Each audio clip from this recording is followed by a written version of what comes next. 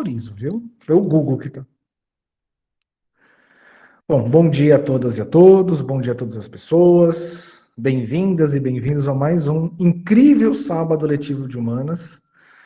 Nós hoje temos um percurso longo, né? Então, já vi que tem algumas dúvidas, então vamos esclarecer algumas coisas, né? Nos sábados letivos de humanas, normalmente não tem eventos simultâneos, a gente sempre prefere fazer eventos consecutivos.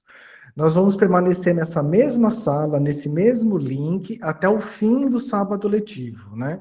Até 11h30, e se deixar, a gente fica o sábado inteiro aqui. Então, fiquem nessa sala, não, ao contrário de outras áreas, né, que faz coisas simultâneas. O nosso é consecutivo, significa que é primeiro uma coisa, depois outra coisa, e assim a gente vai sucessivamente. Pensamos com carinho esse sábado letivo, né, para problematizar o agosto lilás. Para quem não sabe, né, está na moda isso cada vez mais, de colocar cores nos meses e problematizar certas questões para ela dar visibilidade, né? Por exemplo, o agosto já tem 2 cores. Eu sei também do agosto dourado, que tem uma discussão sobre leitamento materno, né, que também está relacionado às questões de gênero. O nosso hospital regional aqui tem feito uma campanha sobre o agosto dourado, para estimular e tirar dúvidas sobre o leitamento materno. Mas o nosso é agosto lilás. E a gente pensou, né, o planejamento, nós da área de humanas, desse sábado letivo, para trazer diversas dimensões sobre a violência sobre a mulher, né? Trazer vários debates sobre vários ângulos sobre a violência de gênero, né? Então a gente vai começar com uma apresentação minha, onde eu vou pensar mais a questão da produção cultural, vou tentar fazer algumas relações aqui com o sertão alagoano, né? Depois a gente vai com o pessoal, né, do Centro calma aí que eu tenho a cola aqui, Centro de Defesa dos Direitos da Mulher de Alagoas, né, com a Larissa Azevedo, que é psicóloga, que vai trazer um outro prisma sobre o debate. Depois a gente vai trazer uma questão e uma conversa sobre pobreza menstrual, né, que a gente tem a equipe Por Elas, representado pela Marta, que está fazendo projeto bem interessante no povoado São Cristóvão, aqui de Maravilha. Tem alguém do povoado São Cristóvão aí? Não. E por fim, né, a gente vai falar um pouco das resistências e das lutas. Então, a professora Mariana, que já foi professora aqui do Campo Santana do Ipanema, vai falar um pouco sobre lutas, movimentos sociais das mulheres, né, estratégias de resistência, e assim vai, né? Então, acompanhe o percurso. Eu acho que, apesar de nós estarmos no mesmo tema, a gente tem uma pluralidade de visões, então a gente não vai falar a mesma coisa ao longo a manhã inteira, né? E também para a gente ver como esse debate sobre a questão da violência de gênero, sobre a questão da violência sobre a mulher, ele é bem complexo. Né? Ele é bem complexo e tem diversos prismas, diversas entradas, para a gente nos situar nesse sentido, né? Bom, eu vou tirar essa projeção que está aí, vou colocar a minha, que eu tenho um slide sobre a minha apresentação, sem delongas, né? Porque se a gente atrasar aqui, eu Léo, atraso. Diga. me permita atrasar 2 minutos, desculpa. Pode ser até 10 você, né? Eu sou assim, né? Vocês sabem, né? Na reunião eu falo sem levantar a mão, né? Quando a galera diz que não vai atrasar, eu peço para atrasar. A galera segue um caminho da Ele é forma transgressor. chamando tudo. Pessoas, então, só para introduzir aqui o nosso encontro, gostaria de desafinadamente compartilhar com vocês uma música que é, em grande medida, uma reflexão.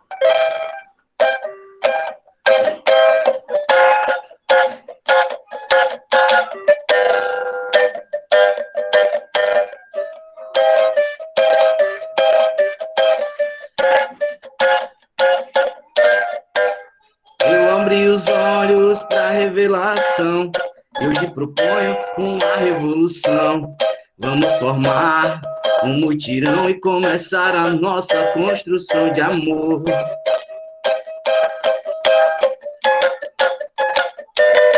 Para começar, vou te chamar de irmão e irmã, simbolizando essa nossa união. Minha intenção não é demolir, sim contar contigo, irmã, irmão, para construir prosperidade. Canta comigo. Igualdade, educação, coração. Rebelde sim, marginal não. Rebelde sim, marginal não. Papai um dia me falou que uma andorinha só não faz verão, não. Vamos começar a nossa construção. Pra começar vou te chamar de meu irmão, simbolizando essa nossa união. Minha intenção não é demolir, sim contar contigo, irmão, irmão, pra construir prosperidade, igualdade. Rebelde sim, marginal não, galera. Vamos junto, vamos pensar, né? Valeu, falou. Arrasou, arrasou. Arrasou! Vamos junto. Humanas na cabeça.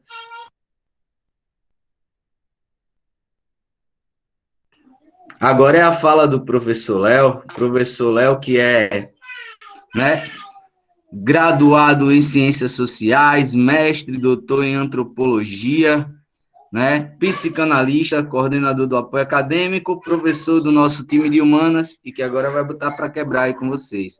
O Lucas levantou a mão, Lucas Simão, não sei se ele já baixou a mão. Vocês têm muita coisa no currículo, é difícil acompanhar. Cantor, professor, doutor, é muita coisa. Foi sem querer, professor.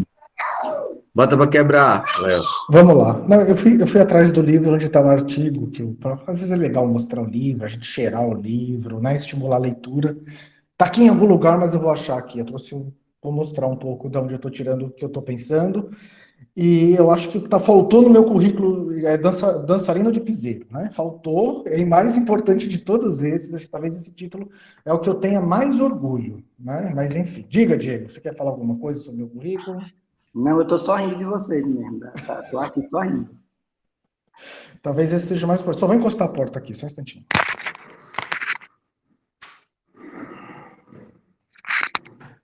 Então vamos lá, pessoal. Vamos caminhar, né, nas nossas reflexões. Essa apresentação, né, vamos chamar aula, ela faz parte de uma aula maior, né, de um curso que, inclusive, ele está praticamente todo gravado no meu canal do YouTube. Se alguém quiser ver outras aulas de outros professores, né, o professor Levi fez um curso de fôlego, durou 3 meses, né, com vários professores, que chamou Curso de Formação Política e Cidadã, né? E aí essa aula faz parte, né? Essa palestra faz parte de uma reflexão maior, onde eu vou fazer apenas um recorte aqui para encaminhar um pouco a discussão, né? Por isso que vai aparecer mais slides, eu vou pular alguns, do que realmente eu vou apresentar aqui, né? Quem assiste às minhas aulas, os meus alunos e minhas alunas que estão aqui presentes, eles sabem que a minha preocupação quando eu vou mobilizar as diversas reflexões é pensar o sertão alagoano, né? E aqui não vai ser diferente, né? Então, há uma problemática no momento, né? Qual é a identidade do sertanejo, né? Como é que o Estado, ou seja, a prefeitura, os diversos órgãos de reprodução política, como a Academia Santanense de Letras, e assim vai, está tentando redefinir o que é o sertanejo e entrar nessa disputa, o que é o sertanejo e que é essa sertaneja, né? Esse é o núcleo da minha discussão, né? E aí eu diria, assim, já sem demonstrar muito, mas nas aulas eu vou problematizar isso de uma maneira melhor, né? Que tanto os órgãos de reprodução política e cultural, como a Academia Santanense de Letras, e como diversas instâncias culturais da prefeitura, está tentando fazer um deslocamento na identidade do sertanejo e da sertaneja, né? Enquanto a gente tem, assim, tradicionalmente, no imaginário brasileiro, que o sertanejo está relacionado ao cangaço, Esses órgãos, eles estão tentando redefinir as identidades, essas identidades, a partir da religiosidade popular que se encontra aqui em Santana do Ipanema e na região. Né? Então, tem toda uma reprodução cultural de pensar a origem da cidade a partir da construção da matriz da igreja. Você poderia falar, professor, mas isso não faz parte, etc. Também faz parte, né? Mas o que me interessa também são os silêncios da história, né? Da história que é contada. Nesse sentido, então, quando você valoriza apenas um aspecto, né, dessa origem dessa história, você acaba omitindo, por exemplo, o papel dos indígenas funiôs na origem, né? Principalmente a questão da mestiçagem aqui na região em relação aos funiôs e ouros europeus. Também a gente acaba omitindo a história, né, das populações afrodescendentes, das populações de ex-escravizados, né? Então, a gente pensar o que será que estamos omitindo dessa história a partir de uma redefinição que eu vou chamar de política, porque o Estado faz parte dela, mas não só, né? A prefeitura faz parte dela, do que se omite, o que se valoriza, e o que está por trás dessa omissão, e o que está na frente, então, dessa valorização de determinada postura, né? De determinada origem das identidades, né? Então, eu fico brincando em sala de aula que enquanto, né, a gente tem aquela definição de Euclides da Cunha, que foi falado do Canudos, né, que foi uma coisa que aconteceu no sertão baiano, lá 1894 a 1988, não sei se você tem as datas aqui, Diego, você me perdoa, mas foi por aí. No final do século XIX, aquela reprodução, aquela imagem, né, de que o sertanejo, antes de tudo, um forte, que inclusive está associado a uma imagem de virilidade, a uma imagem do cangaço. Eu fico brincando que a relação histórica que está se produzindo aqui em Santana do Ipanema é falar que o sertanejo, antes de tudo, um devoto. Inclusive tem projeto de construir um santuário aqui, né, de Santa Ana, de transformar aqui num centro de peregrinação, então já tem maquete, já tem projeto, já tem dotação de verba, então, enfim, provavelmente em breve o santuário para Santa Ana vai começar a ser construído e transformar, então, o Santana do Ipanema num lugar também de turismo religioso, né? Assim como é, por exemplo, Juazeiro do Norte, no Ceará, em relação ao Padre Cícero. Né? E aí o que me interessa aqui é pensar a imagem da mulher. Qual é a representação da mulher que está em jogo nisso? Né? Quando a gente usa como modelo de representação da mulher a Santa Ana, né? Que é a mãe da Virgem Maria, não é? Então, vó de Jesus, e aí a gente tem um conjunto de representações sobre o feminino que circula pelas identidades do sertanejo e da sertaneja, a partir desses centros políticos de poder, onde coloca, então, a representação da mulher sobre dois destinos, né? A mulher, ela seria fundamentalmente, teria o seu destino marcado, né?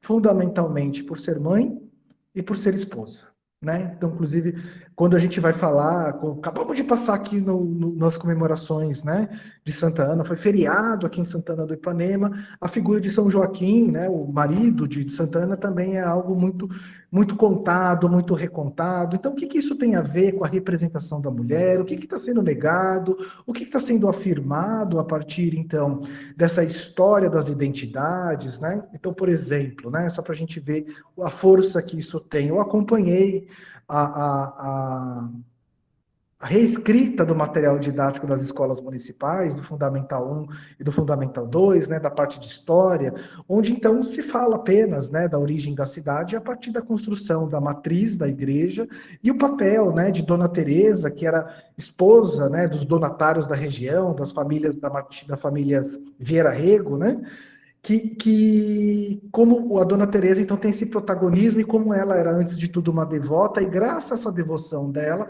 se constrói essa igreja, e se não fosse essa igreja, nós não teríamos a cidade de Santana do Ipanema. E aí a gente omite, né, as histórias, as outras histórias, as outras narrativas sobre Santana do Ipanema, e principalmente, né, pensando na questão indígena, já que os funiôs estavam aqui antes de chegar os colonizadores portugueses, né? E também se omite toda uma narrativa que está permeada, né, pela produção cultural das pessoas ex-escravizadas. Então eu já faço até uma recomendação bibliográfica, né? Vão assistir o documentário produzido pelo mestrado do nosso querido professor Diego Alves, que eu acho que vale a pena a gente resgatar essa narrativa e olhar, né, como a questão da escravidão e a produção da história local, ela está permeada também por valores culturais dessas populações de ex-escravizados,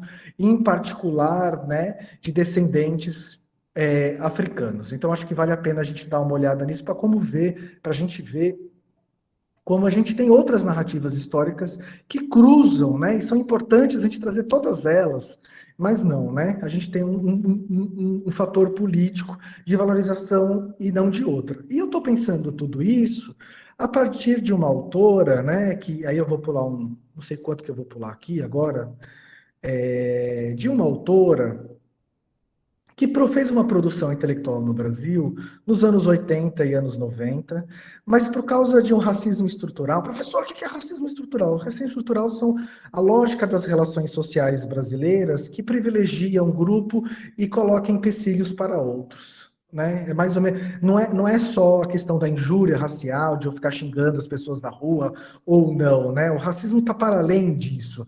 Está na nossa lógica, da nossa mentalidade, na lógica das nossas relações sociais, que determinados grupos são valorizados. Putz, será que isso está acontecendo na história de Santana? E que enquanto outros grupos, eles têm empecilhos e têm também a sua memória apagada. Por que eu estou falando tudo isso? A Lélia Gonzalez, ela é carioca, é verdade, mas ela fez o doutorado dela em antropologia social na USP. Né? Ela tem toda uma produção, ela foi psicanalista lacaniana, ela teve atividade clínica, tem textos de reflexão dentro do campo da psicanálise lacaniana, mas ela passou por um apagamento histórico. Apesar da produção dela ser de fôlego, ser importante, e que a gente vai ver daqui a pouco, ela passou por um apagamento histórico, né? O Levi falou um pouco aí da minha trajetória acadêmica. Em 17 anos que eu passei dentro da USP, em nenhum momento, a hora que ela fez USP, né? Ela fez doutorado dela na USP. Em 17 anos da minha trajetória, né, dentro da Universidade de São Paulo, eu não ouvi o nome dela. Eu fui descobrir sobre Lélia Gonzalez quando então eu já estava terminando o meu doutorado em 2018, e aí quando eu comecei a transitar nos diversos movimentos de mulheres, nos diversos movimentos feministas, em particular do feminismo negro, que o nome dela veio à tona, e foi aí que eu fui, então, ter o primeiro contato com a teoria, né, com o pensamento da Lélia Gonzalez.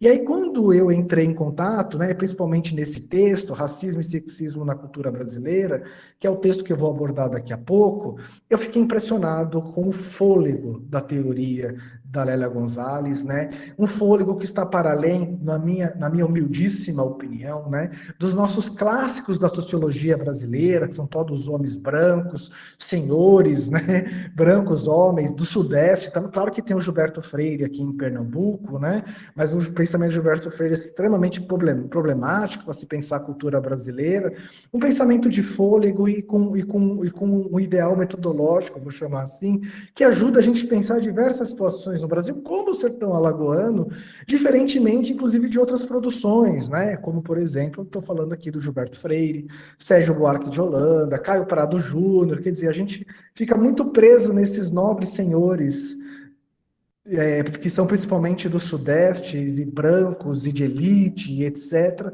E aí a gente tem um apagamento das pessoas pretas, em particular das mulheres pretas, e das suas reflexões sobre o Brasil, né? Então, eu tive essa grata surpresa, e é claro, né, que quando eu li a Lélia Gonzalez, e essa surpresa diz muito dos meus privilégios. Né? É claro que o problema da falta de visibilidade do pensamento da Lélia não é da Lélia e nem do movimento feminista negro, mas sim, né, da nossa cegueira e surdez enquanto homens brancos que vêm de lugares privilegiados e fazem produções intelectuais e culturais, né? Então, há um problema nesse sentido, inclusive isso diz muito sobre a nossa mediocridade intelectual, né? Talvez vou generalizar, a nossa produção medíocre intelectual de homens brancos vindo principalmente do Sudeste, né? E talvez eu possa falar isso com uma maneira bem clara e alta e voz, porque eu estou falando de mim mesmo, certo? né? Então é importante a gente ter isso em mente. Eu não achei aqui, tá? O artigo dela está em algum lugar aqui nessa coleção sobre o pensamento feminista, organizada sobre sobre a organização de Heloísa Buarque de Holanda, apesar que eu dou outra referência aí, mas tem uma publicação recente desse artigo que está em algum lugar aqui, que depois eu acho. Mas vamos avançar, né? Vamos avançar, mas é importante a gente ver como tem esses cruzamentos já, né? Inclusive na área intelectual e nas produções intelectuais, e como é importante a gente colocar o nosso lugar de reflexão como referência. Então, no meu caso, né, homem branco, vindo, né, do Sudeste, estudei em centros de excelência, me dizem por aí, né, eu desconfio. Mas, enfim, e como esses centros de excelência, ou como esses centros de excelências culturais aqui também em Santana do Ipanema, produzem apagamentos, né? E o que se apaga, o que se valoriza, e como que a gente pode pensar essas coisas, né? Então, vamos avançar. Eita, apertei errado, velho. Vamos avançar nessa história aqui, né? Já falei um pouco disso. Das problematizações que a Lélia Gonzalez vai fazer é fazer um contrapelo, né? Um contraponto à reflexão de Gilberto Freire. Então, quando nós estamos falando aqui desse pensamento da Lélia Gonzalez, nós estamos pensando assim, qual que é a origem cultural do povo brasileiro? Os terceiros anos estão vendo comigo que quando a gente está falando de cultura, nós estamos falando de mentalidades coletivas, formas de pensar o mundo. Como nós damos significação para a realidade, né? É nisso que nós estamos de jogo. Cada cultura vai dar significado para as realidades de maneira muito diferente, né? E nós, brasileiros, esse é o debate que o Gilberto Freire vai falar, inclusive vai dizer, não, nós temos uma democracia racial, porque dentro da nossa escravidão, a gente tem a Casa Grande. Ao contrário da escravidão da senzala, a Casa Grande produziu uma convivência entre pessoas escravizadas e senhores, e essa convivência entre senhores e pessoas escravizadas produziu uma certa harmonia. É por isso que no Brasil não tem racismo, vai dizer Gilberto Freire, né? Ao contrário dos Estados Unidos, onde a colonização anglo-saxã, né? Então vinda ali da Inglaterra, principalmente, não há uma mistura, né? Então o senhor de escravo britânico ali, ele não colocava o escravo para fazer atividades domésticas, o português fazia isso. Então, ao contrário do racismo norte-americano, onde nós temos uma guerra aberta, tem racismo nos Estados Unidos, aqui não tem para o Gilberto Freire, né? Porque a gente produziu na nossa colonização a Casa Grande. A Casa Grande, então, foi um espaço de convivência íntima, doméstica, entre senhores e pessoas escravizadas. Inclusive, né, ele tem várias descrições de como houve, inclusive, né, em diversos momentos, relações sexuais, né, produções de mestiços entre senhores e pessoas escravizadas. É claro, né, que ele não vai falar nesses termos, mas hoje, né, a gente problematizando essas questões, isso tem nome e sobrenome, isso chama-se estupro.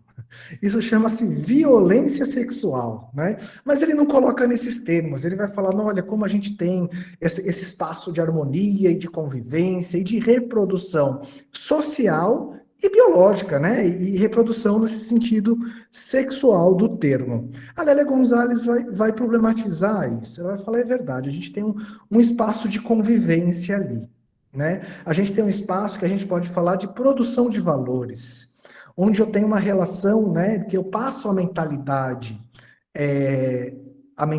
coletiva do brasileiro de geração a geração, onde eu posso apontar uma origem. Mas ao contrário do que pensa Gilberto Freire, a gente tem sim a produção de uma hierarquia e a produção sim de um racismo. E para que a gente entenda, né, onde está esse racismo e como ele é reproduzido, a gente tem que olhar primeiro, né, para o nosso cotidiano e ver os resquícios históricos que a gente tem dessa reprodução social, porque uma das críticas que vão fazer o Gilberto Freire é que ele não demonstra essa história, né? A história é uma ciência que precisa de demonstração e justificação. E uma das críticas fala, ó, como é que tem esse desenvolvimento histórico, né? Vamos falar da Casa Grande. Quando a gente vai pensar em espaço urbano, quer dizer, onde está essas passagens, né? Então, a Lélia Gonzalez, naquele artigo, né, ela vai falar assim, então vamos olhar para o presente E vamos ver onde estão os resquícios dessa Casa Grande. Para a gente começar a pensar e problematizar, então,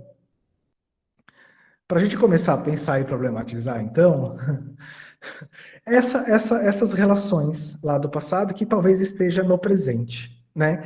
E aí ela vai olhar, então, né, para esse presente, para o lugar de reprodução social, e vai olhar principalmente quais são os lugares sociais que são destinados às mulheres pretas, às mulheres negras, né, para pensar a origem, então, lá da Casa Grande. E ela vai observar que a posição da mulher preta, socialmente falando, está alocada em 3 lugares. O primeiro deles, né, está nos trabalhos domésticos, as empregadas domésticas, elas são primordialmente, então ali na faixa, tem IBGE diz isso pra gente, na faixa dos 75%. São mulheres, né, mulheres pretas, elas estão também nos lugares domésticos, de ser babá das crianças, de babá de crianças brancas, né? Então, olha só como talvez a gente tenha uma reprodução direta de um passado colonial para agora, e aí a gente vai ver aonde que está esse passado colonial e como se chama o nome dessa pessoa que ocupava essa função, e também está numa certa erotização, né? Uma erotização da mulher preta, principalmente quando a gente diz o carnaval, né? Ela está ali no Rio de Janeiro refletindo, né? Talvez a gente possa deslocar o carnaval para a festa da juventude, né? E qual que é a erotização que está em jogo na festa da juventude? O que tem a ver a novinha nessa história? O que tem a ver a certa sensualização? E aí a questão da rainha da bateria, ela vai chamar atenção para a questão, a rainha, quer dizer, a mulher preta ao longo de 364 dias do ano, ela é colocada de maneira pejorativa, sofre camadas de preconceito, mas num certo período do ano, algo que escapa, né? Que é o carnaval, algo que escapa. Por que a rainha da bateria, né? O que tem essa a ver com o carnaval, né? Essa erotização, onde então se exibe todo o desejo no sentido sexual, né, dos homens e dos homens brancos em relação aos corpos, né, aos corpos das mulheres pretas, né, essa erotização. Até anteontem a gente tinha a Globeleza que dançava pelada na televisão, né, para falar sobre o carnaval. Então, o que é isso que escapa? Que escapa do carnaval, né? Quer dizer, a mulher preta, sim, ela é fonte de desejo, né, do homem branco. Ela é assim, nesse sentido sexual, né? Ela é sim erotizada e colocada a um pedestal e que exibe, apesar que é um breve momento, e a gente vai problematizar esse breve momento, exibe sim uma fonte de desejo. É a rainha da bateria, né? Ela é a rainha, ela que manda na corte em determinado momento, né? Será que então, vai dizer Lélia Gonzalez, quando a gente olha as outras representações da mulher negra, será que não há algo que está sendo afirmado e algo que está sendo negado? E esse algo que está sendo negado, quer dizer, ele precisa de uma negação tão forte, mas tão forte, de algo que a gente não quer saber sobre isso, a gente não quer saber, né? A gente quer negar, e a gente quer negar com tanta força, que a gente produz um regime de opressão sobre um grupo da população negra, né? É interessante que ela vai brincar com a psicanálise, né? A psicanálise é aquela que vai falar que a gente tem algo sobre nós, mas esse algo seria o sujeito brasileiro, né? Todos os sujeitos, as mentalidades brasileiras. Há algo sobre nós que nós não queremos saber, e a gente faz tanta força para negar isso que a gente produz sintomas. Então eu falo para vocês nas nossas aulas, né, que se encontrar com a nossa realidade às vezes não é fácil, né? A gente, quando vai falar de nós mesmos, vai falar, Léo, se descreva. Eu vou falar, eu sou alto, bonito, sensual, sou uma pessoa extremamente caridosa, altruísta, ajudo todo mundo. Quando eu vejo uma pessoa com dificuldade para atravessar a rua, eu vou lá ajudar, não sei o quê. O que eu estou fazendo, né? Eu estou produzindo uma idealização sobre mim mesmo. E eu tô nesse processo discursivo, eu estou negando toda a minha mesquinharia, toda a minha inveja, todo o meu ódio, eu estou tentando negar tudo aquilo que eu não quero saber sobre mim mesmo. E muitas vezes, né, essa força de negação, que eu não quero saber da minha mesquinharia, da minha mediocridade, né, a gente pode falar de vários âmbitos que a gente não quer enfrentar sobre nós mesmos. Eu faço tanta força, mas isso é inconsciente, falaria Freud, né? Eu faço tanta força para não saber dessas coisas que eu produzo sintomas, como comer compulsivamente, como beber compulsivamente, ou como fazer um apagamento da minha identidade e não conseguir sair da cama, né? Não conseguir fazer as coisas, e gerar um aspecto do sofrimento, onde eu não enfrento, que é o principal de tudo, né? O meu lado ruim, o lado que eu não quero saber, o meu lado que não é bonito, o meu lado. Então eu faço tanta força para negar essas coisas que eu produzo sintomas, né? Então a Lélia Gonzalez vai dizer o seguinte: a gente tem uma neurose brasileira, isso é um neurótico, né? A gente nega o que não quer saber e produz sintomas. Então a gente tem uma neurose ela brasileira, né? Tem algo na cultura brasileira que a gente faz tanta força para negar que a gente produz sintomas. Um desses sintomas é o que ela vai chamar de racismo. O racismo, para ela, é uma força de uma negação da origem, uma força de uma negação do nosso desejo, uma força da nossa negação dos nossos valores culturais, que a gente não quer saber disso. Então, mesmo que eu seja, como nós estamos no âmbito das mentalidades, né? Mesmo que eu seja branco, mesmo que eu seja um homem branco, talvez há algo em mim, na minha origem cultural, enquanto população, como povo, que eu não quero saber disso, eu quero negar, né? Eu quero fazer uma força de negação. E aí a brincadeira que está aí, a gente pode voltar então para o Médio Sertão, né? Que a gente tem uma força de negação sobre nós mesmos, eu, homem branco, etc., que talvez a minha origem seja preta. Que os valores culturais meus sejam pretos, sejam de pessoas ex-escravizadas, né? E aí a gente tenta produzir um apagamento dessa origem e uma negação tão forte que eu tenho que fazer eu tenho que fazer uma positivação negativa. Não basta esquecer. Eu tenho que falar mal. Não basta esquecer. Eu tenho que ter nojo. Eu tenho que ter ojeriza para que essa força de negação tenha algum tipo de eficiência. Senão isso emerge.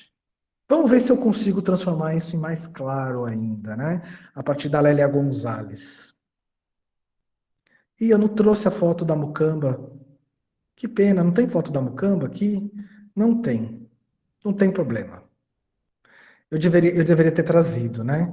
Quando a Lélia Gonzalez, então, vai olhar, eu achei que tinha aqui, né? Quando a Lélia vai olhar, então, para olhar para essa reprodução da imagem da mulher branca, desculpa, da mulher preta, na contemporaneidade, ela vai falar, isso aqui tudo tem uma origem em uma posição social na colonização. Tanto a empregada doméstica, como a cuidadora do filho dos outros, dos senhores brancos, como a mulher que é a mais desejada de todas, ela tem uma representação em uma posição social só na colonização. Ela vai falar todas essas posições de hoje, oriundo da mucamba. A mucamba, né? Essa mulher preta escravizada da colonização, ela era responsável, né, pelos cuidados domésticos da casa, ela era responsável pela criação das crianças. Então, essa ideia de que a mãe cuida dos seus filhos é uma ideia moderna, né, pós-Revolução Francesa. Até a Revolução Francesa, os pais não cuidavam dos seus filhos, né, mesmo às vezes na plebe lá, às vezes era vizinha, e os outros iam trabalhar, tinha uma espécie de criação coletiva, né? Quando era de classes socialmente vulneráveis, né? Essa ideia desse individualismo, onde as crianças são criadas pelos seus pais, é uma ideia moderna e contemporânea, eu diria até, né? Então, quem cuidava das crianças, quem amamentava as crianças, ama de leite, as crianças brancas, eram as mocambas. E tem todo um jogo de palavra, porque o mocambo, assim como diversas palavras no nosso linguajar aqui, ó, por exemplo, marimbondo, tem até uma cidade chamada Marimbondo. Marimbondo e mocamba não é uma palavra latina, vem do Ubuntu, né, que é uma das etnias de Angola, né, a maioria, uma grande parte das pessoas escravizadas que vieram do Brasil vieram de Angola, da etnia dos Umbundos. Então, essa língua tem diversas infiltrações no nosso cotidiano e na nossa língua portuguesa, né, que nos diferencia de maneira muito clara do português falado em Portugal, né, e o mocambo, no Umbundo, significa esposa. né? E ela vai brincar, né? O que que é? E se a gente olhasse no dicionário, pô, que eu não trouxe, né? Isso é uma falha do meu slide. Se a gente olhasse no dicionário a palavra, eu não trouxe mesmo. A palavra mocamba, a gente vai ver ali bumbum do esposa. E tá ali em Professor, no outro slide parênteses. tem a tradução de mucamba que o senhor colocou.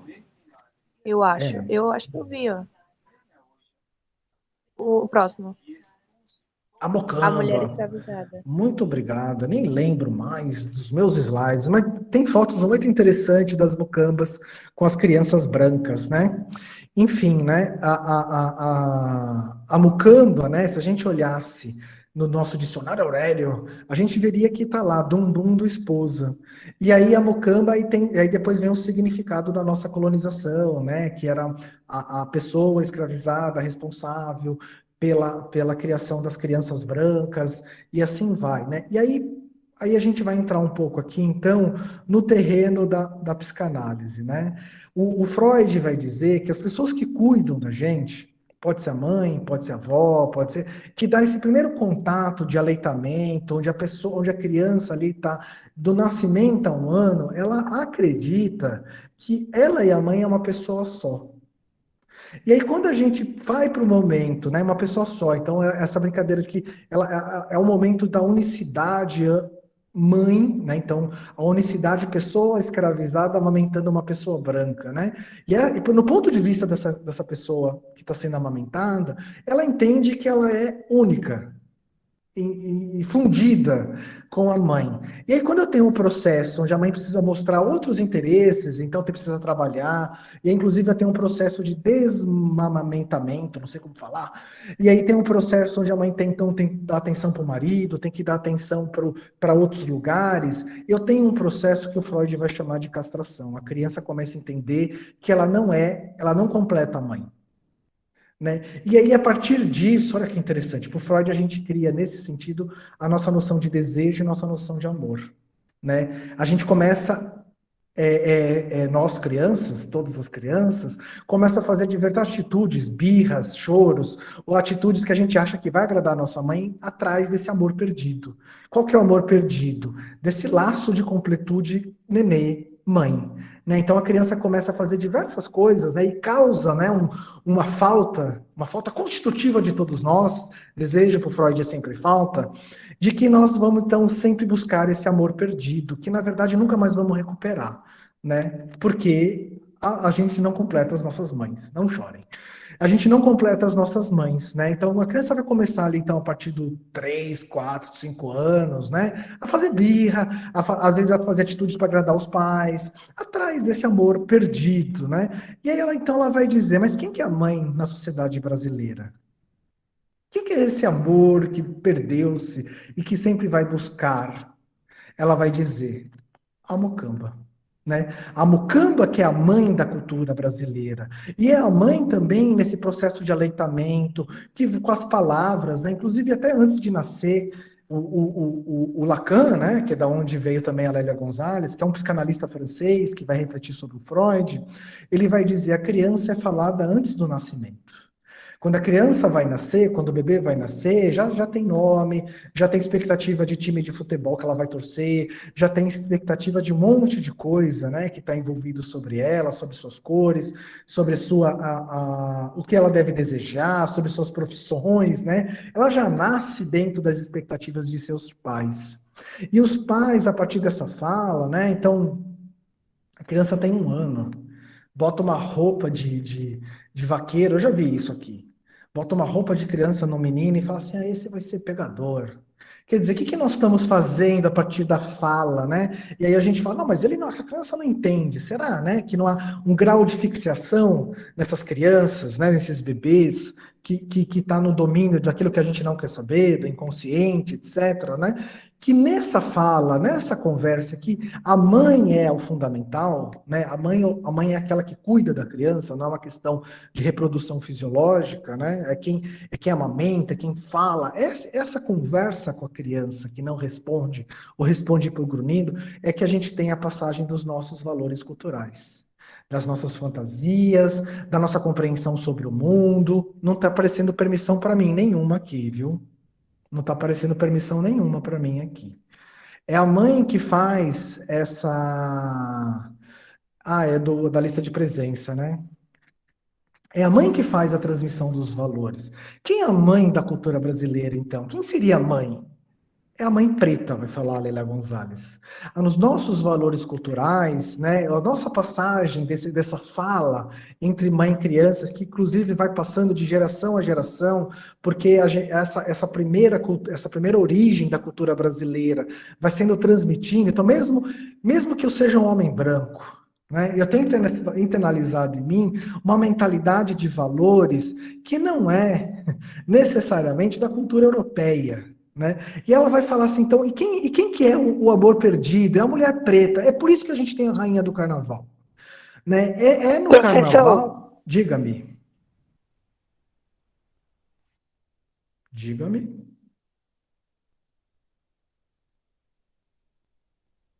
Fala, Eduarda. Eduarda? Sim, professor. O que quer dizer interseccionalidade?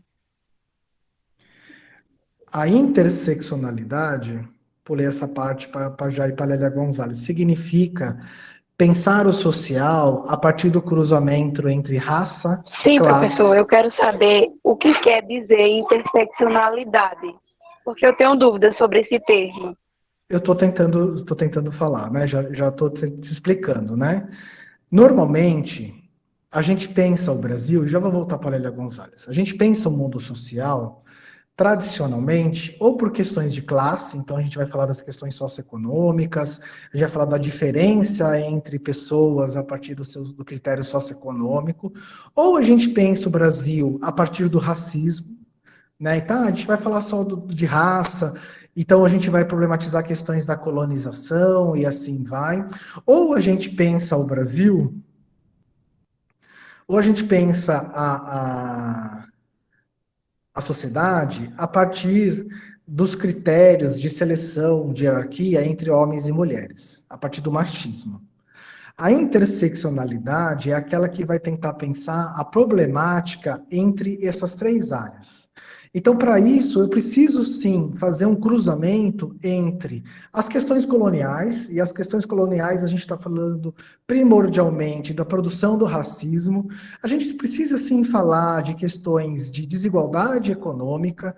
Então, o capitalismo, sim, tem uma história que precisa ser abordada, e a gente precisa falar também de como o machismo, né, a questão do patriarcado, ele está entrelaçado tanto na história colonial como na história das nossas desigualdades econômicas. Né? Muitos autoras e autoras vão pensar, né, que quando a gente fala, por exemplo, né, mão de obra livre, vamos lá discutir Revolução Industrial, o professor Diego está aí, século XIX, talvez século XVIII no Império Colonial Inglês, né, no Império Britânico. Quando a gente vai discutir, né, mão de obra livre, muita gente vai falar, está faltando um qualificador aí, mão de obra livre masculina.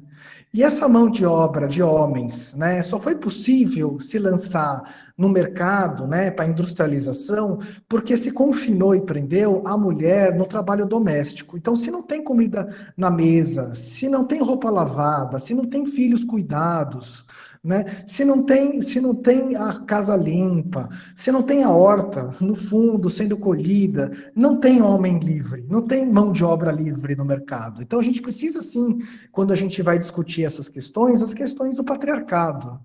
Tá certo? E aí tem os autores, então, e talvez a Lélia Gonzalez ainda não tinha esse termo é do começo desse século, né? Do século XXI. A gente precisa pensar de maneira interseccional.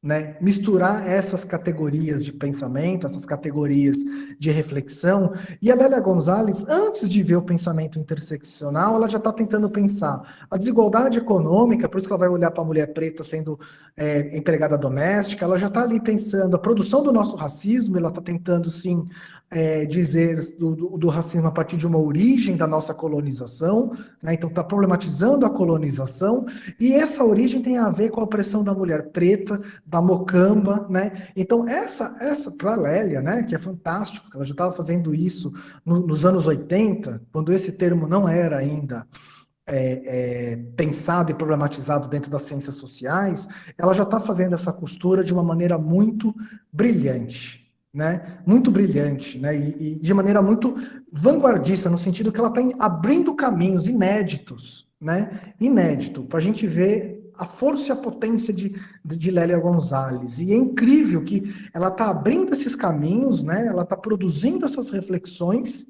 E ela teve um apagamento intelectual por ser uma mulher preta, né? Porque o movimento intelectual ele é marcado primordialmente de senhores brancos de origem elitista, né? E esses senhores brancos de origem elitistas, vou falar dos anos 80 para cá, nenhum deles chegaram perto, em termos de reflexão sociológica brasileira, da potência que é Lélia Gonzalez. Da potência que é Lélia Gonzalez, para a gente ver, né? A gente tem diversos autores, né, homens brancos, nesse anos 90, que a gente vai estudar na Faculdade de Ciências Sociais, e nenhum deles chega no mindinho de Lélia Gonzalez, né? O apagamento que se passa. Por que a gente tem esse apagamento? A Lélia Gonzalez está tentando fazer a gente problematizar isso. A origem cultural do brasileiro é da mulher preta, porque foi a mulher preta, a Mocamba, que criou as crianças brancas.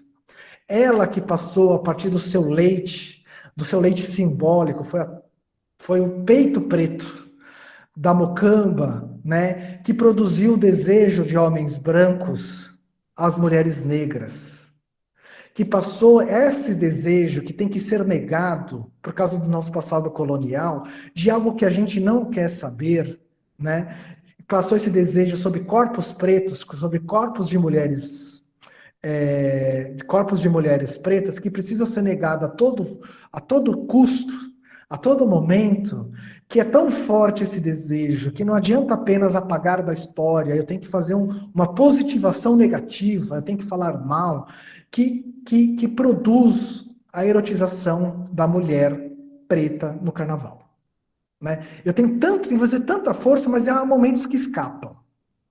Né? Há um momento que escapa, que essa negação não aguenta, né? Essa negação ela falha, que no carnaval mostra a rainha. Quem é a rainha dos nossos desejos, dos nossos sonhos eróticos, né? Seria, nessa visão, né, por essa reprodução cultural, que foi passando de geração em geração, que está na origem da nossa colonização e do povo brasileiro, a Mocamba. E a Mocamba não é só isso, né? A Mocamba é a reprodução do espaço doméstico. A nossa intimidade, enquanto valor cultural, ela está toda embrenhada pela figura da Mocamba, que fazia os cuidados domésticos da casa, né? Então, por isso que a Mocamba, ela é a representação dessas três posições sociais. Eu consigo descrever uma passagem disso, né? Ela está nos cuidados dos filhos até hoje, né? Inclusive nos Estados Unidos também, para quem nega, um filme muito legal de assistir é a Histórias Cruzadas, né? Que mostra como empregadas domésticas pretas cuidavam de crianças brancas e o amor daquela criança branca, quando ela era muito criança, é todo feito pela mulher em relação à mulher preta. Que quando essa criança branca vai crescendo, ela precisa passar por um processo de negação. Mas essa negação tem que ser tão forte que a gente tem que produzir, então, uma positivação negativa. Tem que falar assim, ó, aquilo é baixo, eu tenho nojo, aquilo não presta, aquilo não é evoluído, aquilo não é bom, aquilo é feio, aquele cabelo não sei o quê, aquele cheiro não sei o quê, aquela cor não sei o quê. Quer dizer, porque só apagar a história não basta, porque está na origem da nossa própria constituição enquanto origem cultural. Né? Então, e quem é o pai, né? Quem é o amor dessa mãe do brasileiro? É o homem preto. Quem é o concorrente do homem branco, escravo, senhor de terras, sobre o amor dessa Mocamba, onde ele ataca na calada da noite as redes alheias, onde ele produz estupro, né? Produziu estupro na nossa história colonial, né? Quem é o concorrente do amor dele? É o homem preto. É o homem preto que é o senhor de escravo branco precisa atacar a todo custo, precisa violar os corpos, precisa menosprezar, precisa fazer todo um processo social de depreciação, porque ele está disputando o amor da mãe preta. É nesse contexto onde eu tenho uma negação de algo, onde eu tenho uma origem de valores culturais a partir da nossa história cultural, que a Lélia Gonzalez vai tentar problematizar, então, o nosso racismo estrutural, né? Que está nas nossas mentalidades. E é interessante que essa negação é tão forte e sempre que a gente precisa falar muito seriamente, né? Deixa eu ver se me dá mais 10 minutinhos, né? A gente começou 10 minutinhos depois. Eu vou terminar 9h40, né? E a gente já vai para a próxima atividade, né?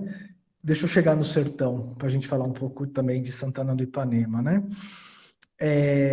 Então, ela vai tentar articular, então, nossa produção do racismo a partir, então, desses valores, né? Da produção desses valores que é passado de pai para filho, do nosso racismo estrutural que está nas nossas mentalidades. Assim, aí eu ia falar isso, né? Porque a gente tem que entender também que a gente, quando a gente vai abordar essas questões do racismo e a gente vai perguntar para as pessoas, existe racismo no Brasil? Ah, existe racismo no Brasil. Você conhece algum racista? Não, não conheço nenhum racista. Tá? Não, não sou racista. Quer dizer, o racista é sempre alguém longe. Nessa abordagem da Lélia Gonzalez, que expõe os valores da nossa mentalidade coletiva, racismo somos todos nós, né? Mesmo que a gente não saiba que é. E talvez esse seja um ponto crucial de atuação, porque todos nós aqui teríamos como tarefa, então, se somos de verdade antirracistas, e se nós olharmos para os dados socioeconômicos, para os dados de emprego, e a gente vai ver, né, que o grupo social mais vulnerável da sociedade brasileira, que está na sua base, é a mulher preta, né? Então é o cruzamento de classe, raça e gênero, é a mulher preta que ganha menos, que tem menos visibilidade, enfim, de diversos âmbitos.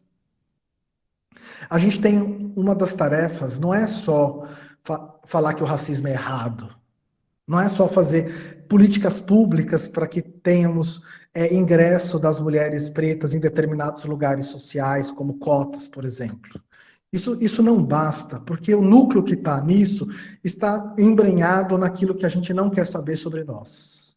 Todos nós, então, teríamos uma tarefa de fazer uma investigação aonde está o meu racismo e enfrentá-lo, né? Quando a gente vê uma pessoa preta, o que nos ataca, o que nos afeta, né? Quais são as emoções e afetos que me atacam quando eu vejo esse tipo de pessoas, né? E aí nós, né, temos essa tarefa de enfrentar o nosso próprio racismo. Se alguém perguntasse, está sendo gravado aqui, né? Se você perguntasse, Leonardo, você é racista? Eu não quero ser.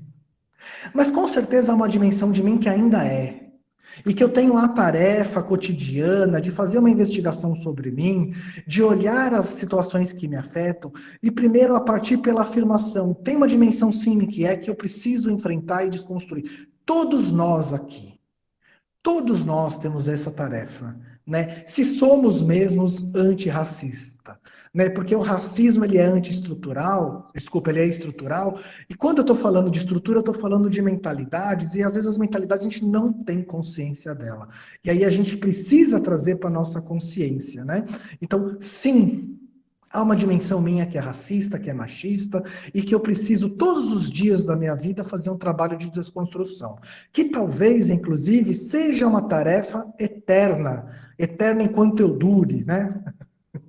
Porque eu em algum momento irei falecer, né? Mas eu tenho esse compromisso, e é um compromisso moral, que todas e todos nós aqui deveríamos ter em relação a nós mesmos, admitir que o machismo faz parte da nossa sociedade, o racismo faz parte da nossa sociedade, enquanto parte está nas minhas mentalidades e valores, e para que eu possa atacar esse racismo e esse machismo estrutural, eu tenho que fazer um exame íntimo de mim. Porque está em todos nós, certo? Vamos avançar para o maravilhoso sertão alagoano, né? Para a gente falar um pouco falar um pouco aqui do sertão e como a abordagem da Lélia Gonzalez ajuda a gente a pensar a nós mesmos enquanto Léo, diga, levei aqui falando. Pode falar. Só desculpa atrapalhar. É que Você talvez a nossa convidada, né, ela tenha outro compromisso, entendesse? Só para te lembrar do tempo. Tudo bem, eu só vou demorar mais 5 minutinhos, né? Valeu. E eu queria lembrar que a gente começou 10 minutinhos atrasado, né? Então na verdade, eu vou ser pontual, né? Dentro do espaço que me foi concedido. Peço desculpas, 5 minutinhos, né? E a abordagem, então, da Lélia Gonzalez nos ajuda a pensar também essa questão histórica também, colonial, que tem o cruzamento entre classe e raça, raça, classe, Pode gênero, brincar. para a gente pensar essa questão. Levi, desliga o seu microfone. Levi? Léo, não escutei. Foi mal. Desliga seu microfone. Obrigado. Desliguei. Obrigado, né? Para a gente pensar aquilo que eu já comecei a abordar logo no começo da minha explanação, sobre a identidade do sertanejo e da sertaneja, né? O que será que nós estamos negando, né, e afirmando ao longo dos processos sociais aqui do sertão, né?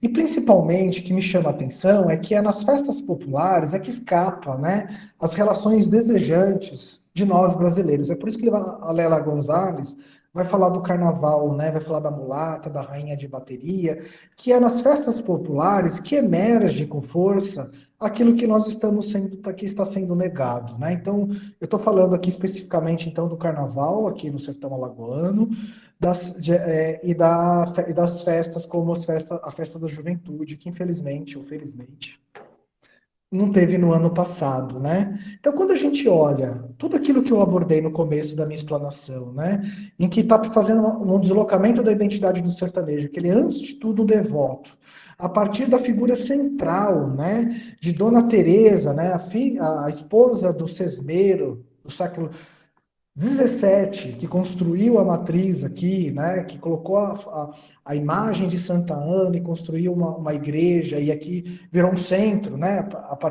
Claro, eu tenho o apagamento do indígena, eu tenho o apagamento das pessoas ex-escravizadas enquanto narrativa histórica, né? Então, quando eu tenho essa produção, o que nós estamos negando? Que eu já falei, né? Que é os indígenas e os afro. E o que a gente afirma sobre as mulheres e o que a gente está negando sobre a representação das mulheres, né? É isso que me chama a atenção. Quando a gente vai olhar para essa história, a gente coloca, né, a história onde a figura central da representação feminina é Santa Ana, a gente coloca como destino das identidades das mulheres sertanejas a ser mãe e ser esposa. O que isso produz enquanto processo social? E claro, né, ser mãe e ser esposa, a gente tem todo um tipo de relação sobre como que essa mulher é vista frente ao desejo dos homens. E aí o que a gente está negando, né? O que emerge nas festas populares? O que me chama muita atenção que as meninas, elas passam por uma forte repressão da sua sensualidade ao longo de 365 anos do ano.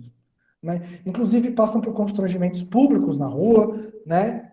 Chamado assédio, passa por uma vigilância sobre a sua sensualidade. Só que quando a gente vai olhar para a festa da juventude e para o carnaval, essas novinhas, né? Essas meninas, elas estão com seus corpos à mostras, né? Mostrando que sim, que são objeto de desejo, e que rompe, então, toda uma produção cultural sobre a identidade do sertanejo e da sertaneja, que coloca a representação do feminino no lugar de mãe e no lugar de esposa, né? Do esposa no sentido tão que os homens, não é que os homens que podem desejar, né? E aí a gente tem ali uma explosão, inclusive, né, a gente tem que ficar muito atento nas consequências sociais disso. Já vou concluir, eu tinha mais coisas para falar, mas eu vou só falar das consequências sociais. Quando eu cheguei aqui, me chamou muita atenção um contingente de mulheres na faixa dos 30 anos que são mães solos, que cuidam dos seus filhos sozinhas, né, solos, sem a figura do pai. E aí fala, mas como eu sou um cientista, quando eu coordenei a pesquisa de perfil docente, eu coloquei lá a pergunta de composição familiar sobre os alunos e as alunas, que os primeiros anos responderam agora também para fazer matrícula, virou institucional, né, para saber com quem que vocês habitam. 40% de vocês, eu posso provar isso, não tem a figura paterna em casa.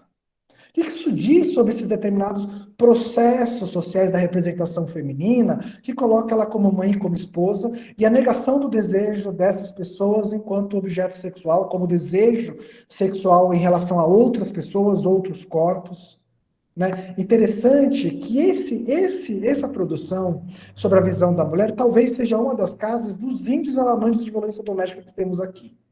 E aí a gente tem uma trajetória feminina que muitas delas casam-se muito jovem, com discurso de emancipação das questões familiares, inclusive. Muitas têm filhos muito jovens também com esse discurso, porque há uma trajetória de status, né? Que é mulher que mora com os pais, mulher casada com os filhos, né? Eu tenho uma hierarquia de uma trajetória feminina produzido pela identidade da sertaneja, né? Muitas têm filhos muito jovens para ascender socialmente nesse sentido, mas devido aos diversos regimes de opressão doméstico, separa-se muito cedo também, e aí eu tenho um contingente imenso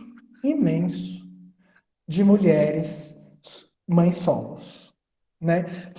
É isso que talvez isso diga para nós sobre toda essa representação de algo que está sendo afirmado e algo que está sendo negado da nossa história, né? A partir das relações das identidades do sertanejo e da sertaneja, né? A gente continua esse papo nas minhas aulas,